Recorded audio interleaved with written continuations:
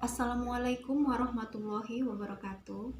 Perkenalkan, nama saya Ika Pertiwi. Saya peserta Latsar golongan 2 angkatan 9 dengan nomor absen 7, berasal dari Kabupaten Simalungun, asal instansi RSUD Perdagangan. Profesi saya sebagai radiografer terampil dengan pengampu Ibu Yamnur Mahlia, SST MKes, dan diselenggarakan oleh BPSDM dan LPP Agro Nusantara Wilayah Medan.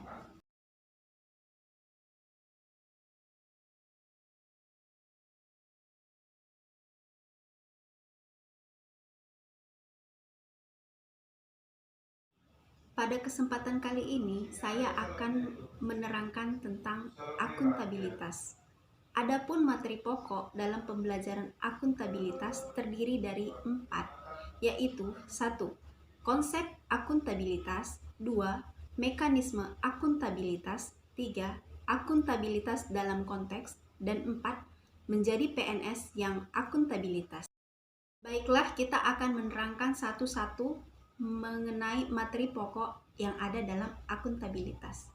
Yang pertama yaitu, apa sih pengertian akuntabilitas? Pengertian akuntabilitas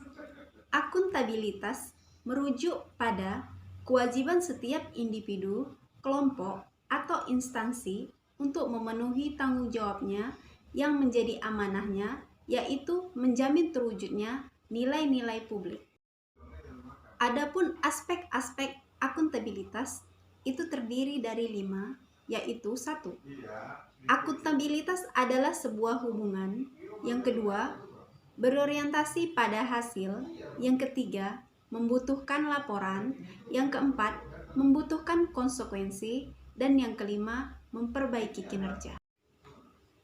Akuntabilitas publik memiliki 3 fungsi utama, yaitu peran demokratis, peran konstitusional, dan peran belajar. Adapun akuntabilitas publik ini dibagi lagi menjadi 2, yaitu akuntabilitas vertikal, yaitu pertanggungjawaban kepada otoritas yang lebih tinggi, dan yang kedua adalah akuntabilitas horizontal atau pertanggungjawaban kepada masyarakat luas. Adapun tingkatan akuntabilitas dari yang paling dasar sampai yang paling tinggi, yaitu 1.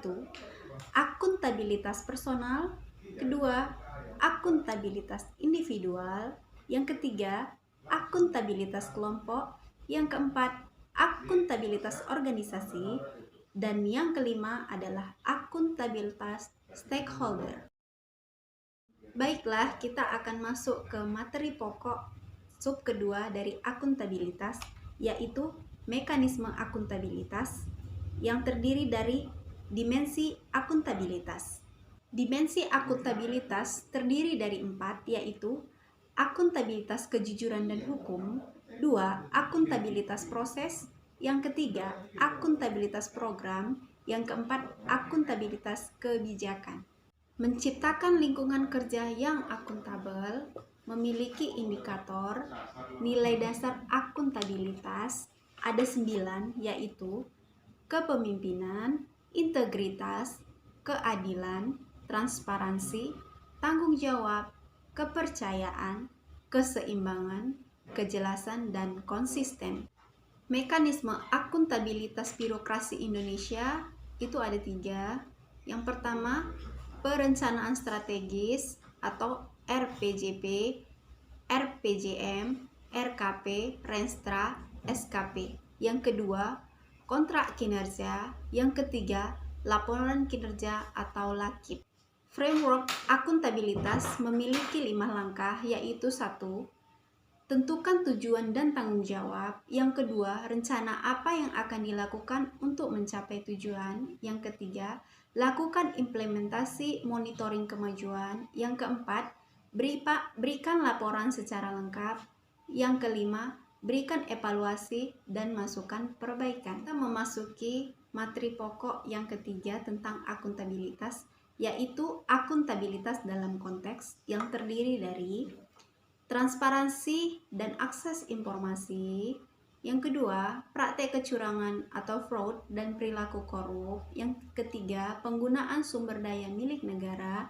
Yang keempat, penyimpanan dan penggunaan data dan informasi pemerintah. Dan yang kelima, konflik kepentingan. Dalam transparansi dan akses informasi, diwujudkan dalam transparansi tata kelola keterbukaan informasi publik dengan terbitnya payung regulasi, yakni Undang-Undang Nomor 14 Tahun 2008 tentang Keterbukaan Informasi Publik. Fraud dan perilaku korup adalah penyalahgunaan kewenangan akan berdampak pada praktek kecurangan atau fraud yang diartikan sebagai sekumpulan tindakan yang tidak diizinkan dan melanggar hukum yang ditandai dengan adanya unsur kecurangan yang disengaja atau IIA. Penggunaan sumber daya milik negara di sini maksudnya setiap PNS harus memastikan bahwa 1. Penggunaan diatur sesuai dengan prosedur yang berlaku. Kedua, penggunaannya dilakukan secara bertanggung jawab dan efisien. Dan yang ketiga, pemeliharaan fasilitas secara benar dan bertanggung jawab. Penyimpanan dan penggunaan data dan informasi milik pemerintah, artinya bagaimana pemerintah atau aparatur dapat menjelaskan semua aktivitasnya dengan memberikan data dan informasi yang akurat terhadap apa yang telah mereka laksanakan, sedang laksanakan, dan akan dilaksanakan.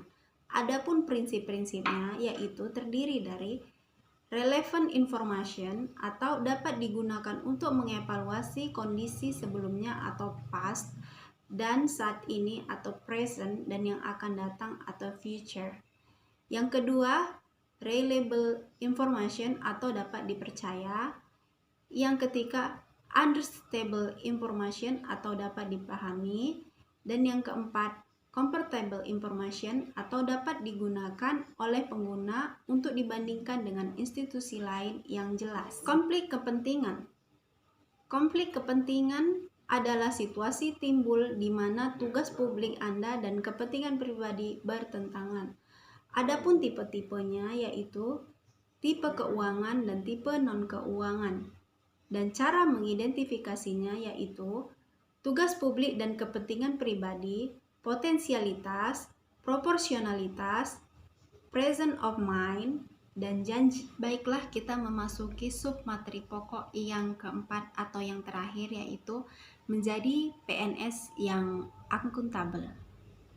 Pengertian dari PNS yang akuntabel adalah PNS yang mampu mengambil pilihan yang tepat ketika terjadi konflik kepentingan, tidak terlibat dalam politik praktis, melayani warga secara adil dan konsisten dalam menjalankan tugas dan fungsinya. Untuk menjadi PNS yang akuntabilitas, maka diharapkan memiliki personal behavior yang diharapkan dari PNS. Sebagai indikator keberhasilan yaitu PNS bertindak sesuai dengan persyaratan legislatif, kebijakan lembaga, dan kode etik yang berlaku untuk perilaku mereka. Yang kedua, PNS tidak mengganggu, menindas, atau mendiskriminasi terhadap rekan atau anggota masyarakat. Yang keempat, kebiasaan kerja PNS, perilaku dan tempat kerja pribadi dan profesional hubungan berkontribusi harmonis lingkungan kerja yang nyaman dan produktif. Berikutnya, PNS memperlakukan anggota masyarakat dan koleganya dengan hormat, penuh kesopanan, kejujuran, dan keadilan, memperhatikan secara tepat untuk kepentingan mereka, hak-hak, keamanan, dan kesejahteraannya. Berikutnya, PNS membuat keputusan adil, tidak memihak, dan segera memberikan pertimbangan untuk semua informasi yang tersedia, undang-undang dan kebijakan dan prosedur institusi tersebut. Berikutnya, PNS melayani stakeholder atau lingkungan pemerintah, swasta, atau masyarakat setiap hari dengan tepat waktu, memberikan masukan informasi dan kebijakan. Untuk menjadi PNS yang akuntabel, maka harus merujuk pada prinsip profesi ASN, yaitu prinsip profesi ASN diatur dalam Undang-Undang Nomor 5 Tahun 2014 tentang Aparatur Sipil Negara, yaitu memiliki prinsip sebagai berikut. Yang satu, nilai dasar. Kedua, kode etik dan kode perilaku. Yang ketiga, komitmen integritas, moral, dan tanggung jawab pada pelayanan publik. Yang keempat, kompetensi yang diperlukan sesuai dengan bidang tugas. Yang kelima, kualifikasi akademi. Dan yang keenam, jaminan. Berikut adalah pengaplikasian akuntabilitas di unit organisasi. Bangun tepat waktu, ibadah sesuai kepercayaan. Pergi bertugas, mempersiapkan diri dengan memakai baju dinas serta atributnya dan memperketat protokol kesehatan.